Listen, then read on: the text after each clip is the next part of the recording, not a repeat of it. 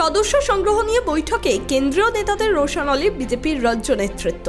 এবার বঙ্গ পদ্ম শিবিরের সদস্য সংগ্রহের লক্ষ্যমাত্রা 1 কোটি, কিন্তু পূরণ করা কার্যত অসম্ভব বলেই মনে করছে দলের নিচু তলার একাংশ।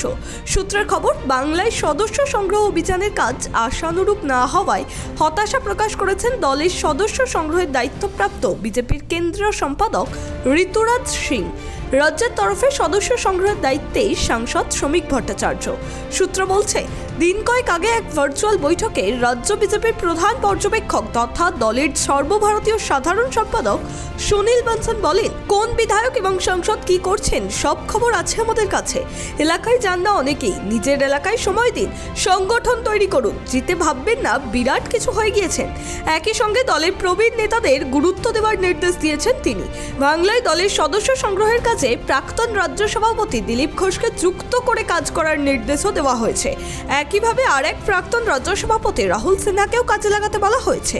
বঙ্গ বিজেপির সদস্য সংগ্রহের দায়িত্বে থাকা শ্রমিক ভট্টাচার্যকে এমনই নির্দেশ দিয়েছে কেন্দ্রীয় নেতৃত্ব।